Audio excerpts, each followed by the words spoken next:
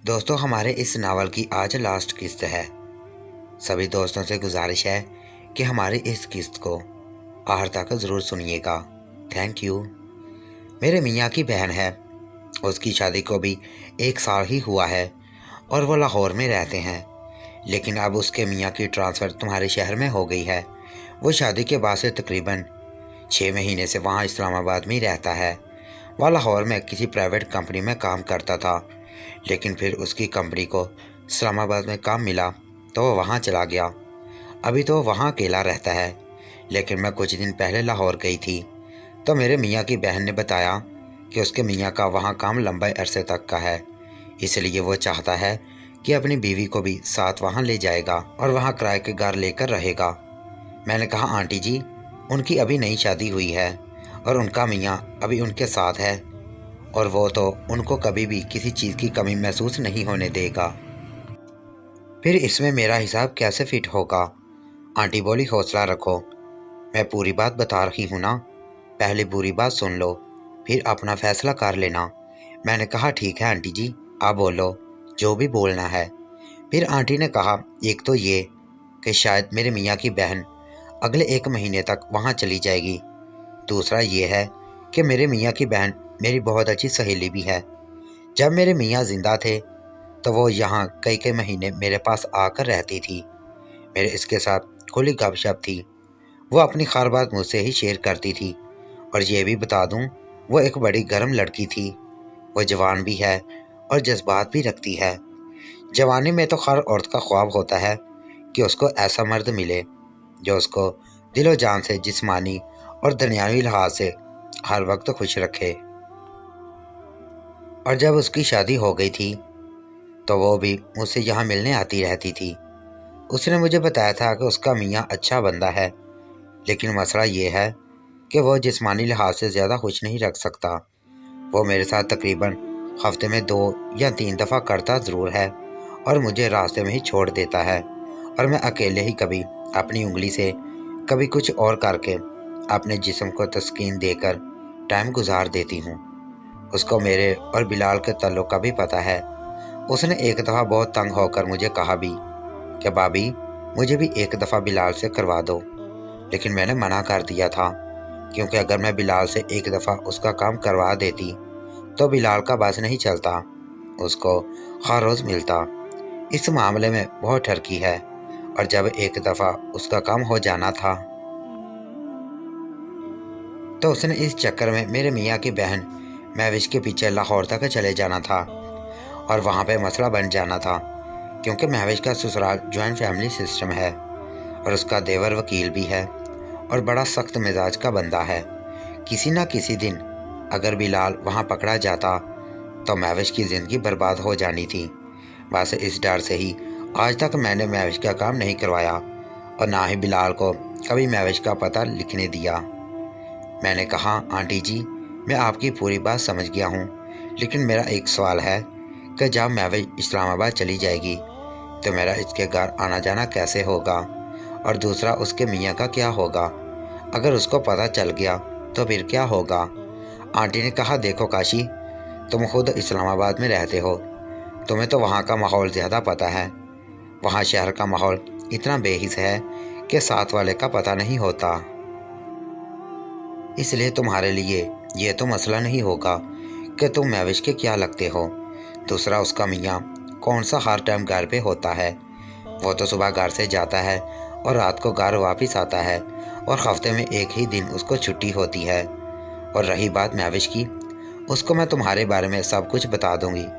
फिर जब वो इस्लामाबाद चली जाएगी मैं तुम्हें उसका मोबाइल नंबर दे दूंगी। तुम पहले फ़ोन पे ही उसके साथ कुछ अरसा गपशप लगा लेना करना। जब देखो वो मुकम्मल राज़ी हो गई है तो बस फिर वो खुद ही तुम्हें मिलने का भी बता देगी। और वैसे भी मुझे पता है तुम्हें उसको राज़ी करने में 1 महीना भी नहीं लगेगा, क्योंकि मैं अभी उसको तुम्हारे बारे में मुकम्मल एतमाद में कर लूँगी। कुछ तुम खुद कर लेना, बस फिर समझो एक गर्म और टाइट अपने ही शहर में मिल जाएगी और हो सकता है मैं भी कभी कभी मिल जाऊं। मैं आंटी की बात सुनकर खुश हो गया। मेरे अंदर की कैफियत ये थी कि अंदर दिल ही दिल में लड्डू फूट रहे थे। क्योंकि मेरे लिए इस्लामाबाद में ही बंदोबस्त हो गया था। अब मेरा अपने ही शहर में काम बन गया था। मैंने आंटी को कहा, वाह आंटी जी, कमाल का बंदोबस्त किया है आपने, दिल खुश हो गया है। आंटी ने कहा, बस एक बात का ख्याल रखना, ये बात बिलाल को पता ना चले, और दूसरा महविश के साथ भी पूरे ध्यान से ही मिलते रहना। मैंने कहा, आंटी जी आप बेफिक्र हो जाएं। फिर मैंने आंटी को कहा, आंटी जी आगे क्या मूड है? आंटी ने कहा, तुम बताओ क्या करना है? तो फिर आंटी ने कहा, तुम लेट जाओ, मैं भी उसके अंदर जान डालती हूँ। मैं टांगे सीधी करके लेट गया और आंटी घोड़ी स्टाइल में मेरे सीधे हाथ वाले साइड पर आ गई। पहले तो आंटी आहिस्ता आहिस्ता कर रही थी, लेकिन फिर अपनी स्पीड काफ़ी तेज़ कर रही थी। मेरे मुंह से लज्जत भरी आवाज़ें निकल रही थी। फिर आंटी ने मुंह के बल ही बेड पे लेट गई और मैं भी अपनी आंखें बंद करके कुछ देर लेटा रहा। कोई 5 मिनट बाद ही आंटी ने कहा, काशी बेटा कैसा लगा? तो मैंने कहा, आंटी जी आज तो मज़ा आ गया है। फिर आंटी वहाँ से बरहन्ना ही उठी और अपने किचन में चली गई और थोड़ी देर बाद उसने 2 गिलास दूध के पकड़े हुए थे और दूध में शहद भी डाला हुआ था। एक मुझे दिया और एक खुद लेकर बेड पर ही बैठकर पीने लगी। मैं भी अपना गिलास लेकर दूध पीने लगा। मैंने कमरे में लगी घड़ी पर नज़र मारी तो 2 बजे का टाइम हो चुका था और मुझे बिलाल की बात याद आई कि 3 से पहले पहले काम निपटाकर यहाँ से निकलना है। मैंने जल्दी से अपना गिलास खाली किया और आंटी भी अपना गिलास खाली कर चुकी थी। उन्होंने मेरे से गिलास लिया और बाहर किचन में चली गई। थोड़ी देर बाद आंटी आकर दोबारा मेरे साथ बरहन्ना ही लेट गई और पूछने लगी, वैसे काशी सच में तुमने आज तक किसी औरत को नहीं छुआ? तुम्हारे ये सब एक्शन से लगता तो नहीं है कि तुमने किसी को अभी तक छुआ ना हो। तो मैंने कहा, आंटी जी सच में ये मेरा पहली दफ़ा है, और रही बात मुझे ये सब पता होने की, आजकल केबल और नेट का दौर है, हर चीज़ आम है, बच्चे बच्चे को पता है। आंटी ने कहा, हाँ ये बात तो तुम ठीक कह रहे हो, मैं ऐसा एक तजर्बा देख चुकी हूँ। मैंने कहा, वो कैसे आंटी जी? तो आंटी ने कहा, मेरे घर में भी केबल लगी हुई है, तुम्हें तो पता है केबल पे किस तरह के चैनल लगे हुए हैं, और मेरी एक जवान बेटी भी है, वो आजकल फारग ही है और अपने रिजल्ट का इंतज़ार कर रही है। इसलिए एक रात मैं सो गई थी, लेकिन वो टीवी देख रही थी, वो भी यहाँ ही मेरे साथ सोती है। रात को अचानक मेरी प्यास की वजह से आंख खुली तो देखा मेरी बड़ी बेटी टीवी देख रही थी। टीवी पे कोई इंग्लिश फिल्म लगी थी, इसमें कोई गोरी किसी गोरे की मर्द की जोली में बैठी हुई थी। मैं तो देखकर ही पागल हो गई और गुस्सा भी आया और अपनी बेटी को डांट दिया कि टीवी बंद करो, इतनी रात तक लगाया हुआ है। बस वो भी डर कर टीवी बंद करके सो गई। मैंने कहा, आंटी जी ख्याल रखा करें, आपकी बेटी जवान है और सब कुछ देखती है और समझती भी है, और इस उम्र में तो स्कूल से भी लड़कियों को अपनी सहेलियों से काफ़ी कुछ पता चल जाता है। इसलिए थोड़ा प्यार से मोहब्बत से अपनी बेटी को माँ नहीं दोस्त बनकर समझाओ और कोशिश करके उसकी हर ख्वाहिश पूरी कर दिया करो। मुझे उम्मीद है वो सब कुछ समझ जाएगी।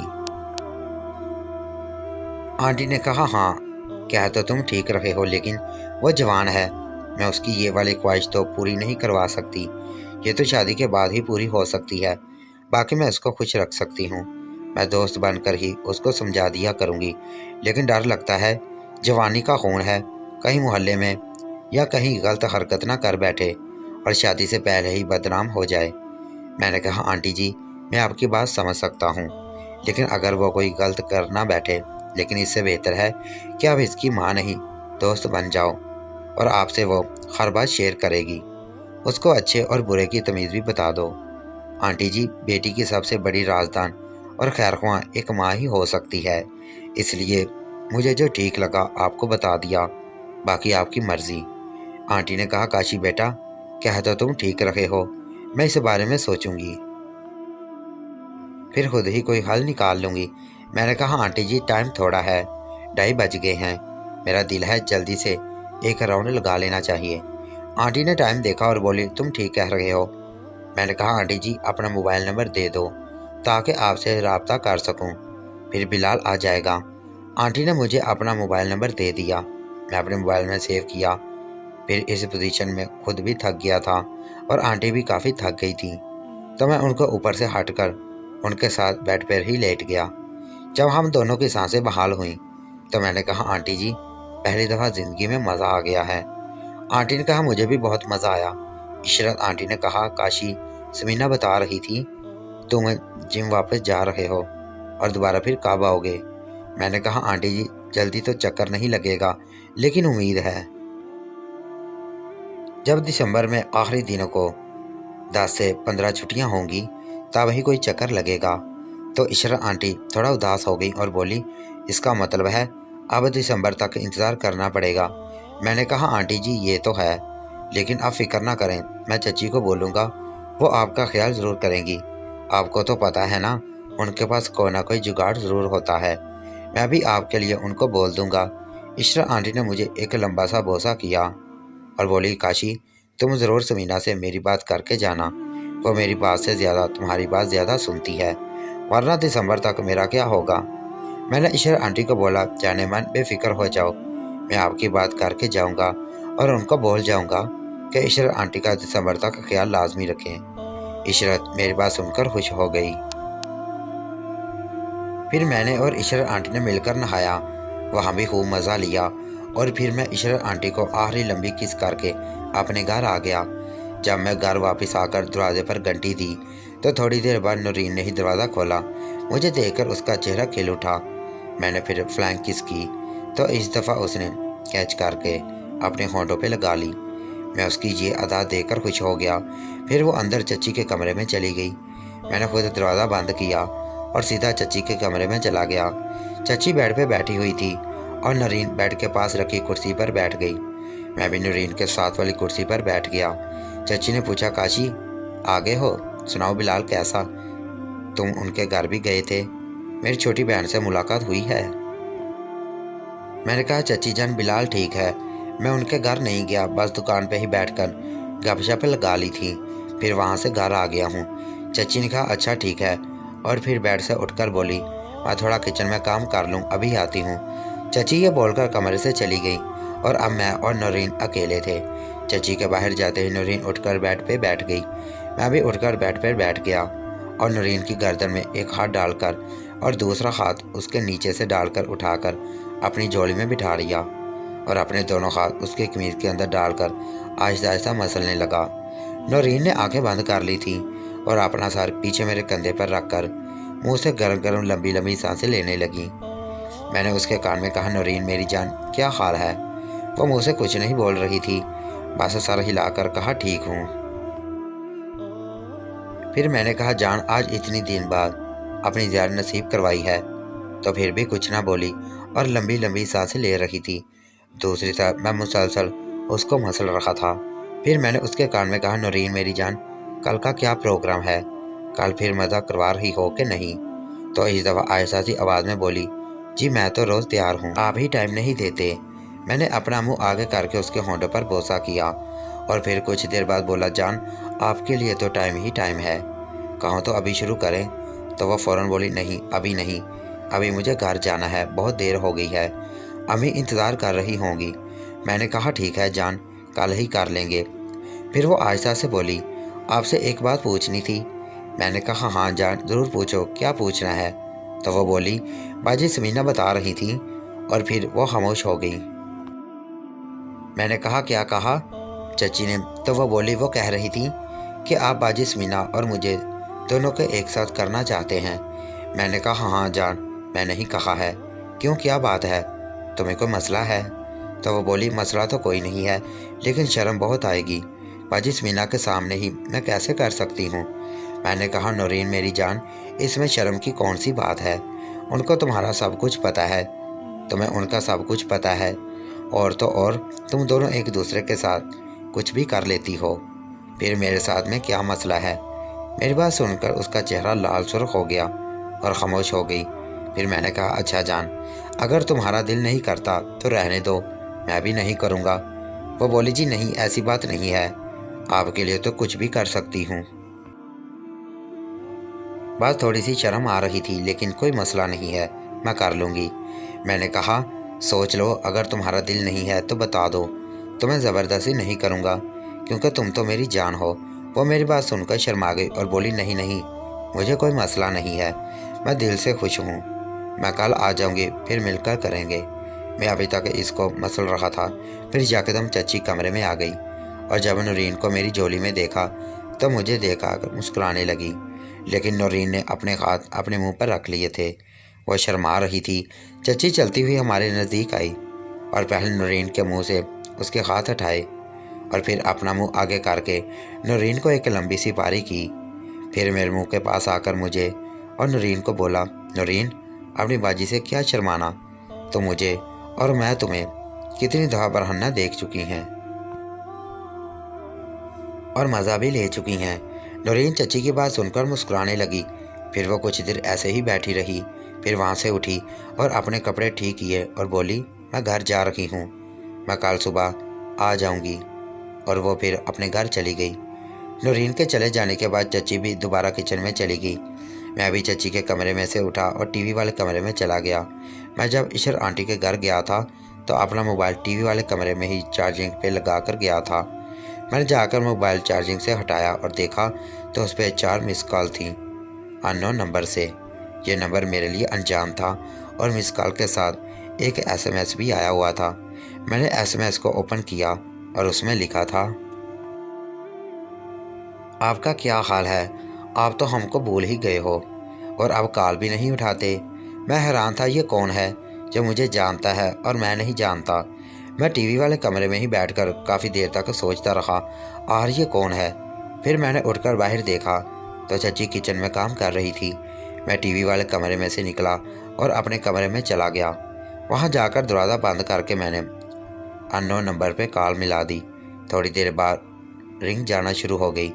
काफ़ी देर तक रिंग बजती रही लेकिन आगे से किसी ने कॉल पिक नहीं की। मैं तकरीबन 5 मिनट इंतज़ार करके दोबारा फिर कॉल की लेकिन फिर किसी ने कॉल पिक नहीं की। आखिरकार मैंने SMS उस नंबर पर भेज दिया और पूछा कि आप कौन हैं और आप मुझे कैसे जानते हैं और मेरा नंबर कहाँ से मिला। फिर मैं अपने कमरे का दरवाज़ा खोलकर दोबारा टीवी वाले कमरे में आकर बैठ गया। मैं काफ़ी देर तक SMS का जवाब का इंतज़ार कर रहा था लेकिन कोई जवाब नहीं आया। फिर बच्चे भी घर आ गए थे। चची ने हम सबको खाना दिया। जब खाना खा रहा था मेरे मोबाइल पे SMS आया। मैं जल्दी से खाना ख़त्म किया और जाकर टीवी वाले कमरे में बैठ गया और अपने मोबाइल में SMS को ओपन किया तो उसमें लिखा था कि वाह जी वाह जनाब, तो इतनी जल्दी ही हमें भूल गए हैं। मैंने जवाब दिया, भूला नहीं हूँ जी, बस याद नहीं आ रहा, आप मेहरबानी करके याद करवा दें। फिर आगे से जवाब आया, अच्छा जी, आप तो ट्रेन में ऐसे मुस्कुरा रहे थे और घूर रहे थे जैसे मेरे साथ आपका कोई पुराना रिश्ता है। मैं उसका आखिरी SMS पढ़कर हैरत का झटका लगा कि यह तो वही ट्रेन वाली लड़की है जिसको मैंने कागज़ पे नंबर लिखकर छोड़ा था। मैंने फ़ौरन उस लड़की को जवाब दिया, मैं माफ़ी चाहता हूँ, मुझे पता नहीं चला कि ये आप हैं। फिर उस लड़की का SMS आया, शुक्र है आपने मुझे पहचान लिया, नहीं तो मैं समझी थी कि ट्रेन में सिर्फ इत्तेफाक ही हो सकता है, हकीकत नहीं हो सकता। मैंने SMS किया कि मुझे यकीन नहीं आता आप वहाँ खिड़की से मेरा नंबर उठाओगी, लेकिन आज यकीन हो गया है। वैसे आप चीज़ ही ऐसी हैं, आपको कोई बोल सकता है। आगे से उस लड़की का SMS आया जिसमें बस इमोशन शो किया था। मैंने फिर उस लड़की को कहा, इतनी देर हो गई है, ये तो बता दें मैं किस दिलरुबा से बात कर रहा हूँ, कोई नाम तो होगा आपका। आगे से उसका SMS आया, मैं हिना हूँ और बतौर नर्स जॉब करती हूँ और लाहौर की रहने वाली हूँ, आपकी तारीफ़ क्या है। मैंने उसको अपना नाम ठीक बताया और कहा मैं भी पढ़ रहा हूँ, लेकिन उसको ये बताया कि मेरा ताल्लुक़ शेखपुरा से है। ये नहीं बताया कि मैं इस्लामाबाद में रहता हूँ। मैंने फिर उससे पूछा कि आप ट्रेन में कहाँ से आ रही थी, तो हिना का जवाब आया कि मैं रावलपिंडी में सरकारी अस्पताल में बतौर नर्स काम करती हूँ। मैं उस दिन अपनी महीनावार छुट्टियों पर रावलपिंडी में से अब सोमवार को वापस ड्यूटी ज्वाइन करूँगी। फिर मैंने SMS किया, हिना जी फिर क्या सोचा है ना, दोस्ती करना पसंद करेंगी। तो उसका जवाब आया, अपना चीज़ कहाँ है, आप तो हर चीज़ को बड़े ही परख से देखते हैं। मैं हिना की बात समझ गया था, वो मुझे अपनी बैक कवर गोल के इशारा दे रही थी। मैंने आगे से इमोशनल SMS किया। फिर मैंने कहा, हिना जी मैंने आपको अपनी गुड बुक में रख लिया है, आप भी मुझे अपनी गुड बुक में सेव कर लें। अब तो मुलाकात होती रहेगी। आगे से उसका एसएमएस आया, जी ठीक है, लेकिन आप तो शहपुरा में रहते हैं, मैं लाहौर में बस छुट्टियों में आती हूँ, फिर मुलाकात कहाँ होगी। मैंने जवाब दिया कि हिना जी, दिल में जगह होनी चाहिए, मुलाकात भी हो जाएगी, आप क्यों फिक्र करती हैं। लाहौर हो या रावलपिंडी, दोनों ही पाकिस्तान में हैं, कौन सा पाकिस्तान से बाहर हैं जब मुलाकात नहीं हो सकेगी। मैंने पूछा, वैसे हिना जी, आपकी शादी हुई है या अभी कुंवारी हैं। तो आगे से जवाब आया, शादी तो अभी नहीं हुई है और ना ही अभी तक किसी को छूने दिया है, लेकिन मैं अभी जवान हूँ, जज्बात रखती हूँ, कभी कभी खुद ही अपने से मज़ा ले लेती हूँ, इतना तो हक है ना मुझे। मैंने जवाब दिया, क्यों नहीं हिना जी, क्या हमें भी अपनी ज़ियारत का कभी मौका देंगी या हम अपना मुंह बंद ही रखें। तो आगे से हिना का जवाब आया, अभी तो शुरुआत है, आगे आगे देखें, शायद कुछ आपको फ़ायदा हो जाए, उम्मीद पे दुनिया कायम है। मैं हिना का जवाब सुनकर खुश हो गया और मुझे समझ लग गई थी कि ये लड़की लंबे अरसे तक साथ चलने वाली है। फिर हिना का एसएमएस आया कि अभी जब तक मैं लाहौर अपने घर पे हूँ, आप मुझे कॉल ना करें और ना ही खुद एसएमएस करें, मैं खुद आपसे रब्ता करूँगी। मैं जब वापस ड्यूटी पे जाऊँगी तो आपको कॉल करके बता दूँगी, फिर कॉल पे ही गपशप लगा लिया करेंगे। मैंने हिना को कहा, हिना जी, आपका हुक्म सर आँखों पे, आप जैसा कहेंगी वैसा ही होगा। फिर हिना की तरफ से आखिरी एसएमएस आया, अभी मुझे कुछ घर का काम है, मैं फिर टाइम निकाल कर बात करूँगी। जब मैं इस्लामाबाद अपने घर वापस आ गया, मेरा दिल ही नहीं लग रहा था, क्योंकि मुझे शहपुरा में गुजारे हुए दिन और नूरीन, इशरत आंटी, समीना चाची, सायमा आंटी और बिलाल वाली आंटी सब याद आ रहे थे। लेकिन मैं क्या कर सकता था, मुझे वापस भी आना था और आकर अपनी अगली पढ़ाई का कुछ करना था। खैर, मैंने नैविश और आसमा आंटी से पहले फौजिया आंटी और हिना के मामले को पहले सेट करना है। मैंने हिना के साथ मिलने का प्लान बनाने लगा। मुझे आए हुए 4 दिन हो गए थे। आज मंगल था। मैंने सोचा लाहौर से वापस आ चुकी होंगी और वो पिंडी में अपनी ड्यूटी पे आ चुकी होंगी। मैं सुबह के टाइम यूनिवर्सिटी के लिए निकल गया। मैंने 3 यूनिवर्सिटी की इन्फॉर्मेशन इकट्ठी कर चुका था। टाइम देखा तो 1 बजने वाला था। मैं सीधा घर आ गया और आकर नहा धोकर खाना खाया और अपने बेडरूम में गया और तकरीबन 3 बजे के वक्त मैंने अपने मोबाइल से हिना का एसएमएस किया कि क्या हाल है, कैसी हो, रावलपिंडी चली गई हो। मैं एसएमएस भेजकर जवाब का इंतज़ार करने लगा, लेकिन कोई जवाब नहीं आया। मैंने अपना लैपटॉप लगा लिया और कुछ चैन देखने लगा। कोई 20 मिनट बाद मुझे एसएमएस आया। देखा, वो हिना का ही था। उसने जवाब दिया, मैं ठीक हूँ, मैं रावलपिंडी में हूँ, ड्यूटी पे हूँ, तुम सुनाओ कैसे हो, आज कैसे याद कर लिया। मैंने जवाब दिया, आप कोई बोलने वाली चीज़ हैं, आप तो हमेशा दिल में हैं, वो अलग बात है, आप ही भूल जाती हैं। आपने कहा था मैं रावलपिंडी जाकर रब्ता करूँगी, लेकिन आपने नहीं किया। मैं कल आपकी कॉल या एसएमएस का इंतज़ार कर रहा था, आज खुद कर दिया। तो आगे से हिना का जवाब आया, सॉरी डियर, मैं कल आकर काफ़ी मसरूफ़ थी, कल शाम तक तो ऑपरेशन थे, इसलिए मसरूफ़ थी, टाइम ही नहीं मिला। फिर मैंने हिना के साथ कुछ वहाँ की बातें की और बातों बातों में उसके अस्पताल का नाम और किस डिपार्टमेंट में काम करती है उसका पूछ लिया। वो अस्पताल ज़्यादा दूर नहीं था। खैर, कुछ देर गपशप लगाकर बाय बोल दिया। इस तरह ही मैंने उससे जुमे तक और 2 मरतबा एसएमएस पे गपशप लगाई, लेकिन मैंने उसको अपने बारे में नहीं बताया कि मैं इस्लामाबाद में रहता हूँ। मैं असल में उसको सरप्राइज़ देना चाहता था, इसलिए हफ्ते वाले दिन शेव वगैरह की, पैंट शर्ट पहनी और मोटर बाइक निकाली और पिंडी की तरफ निकल आया और फिर मैं हिना के बताए हुए अस्पताल पहुँच गया।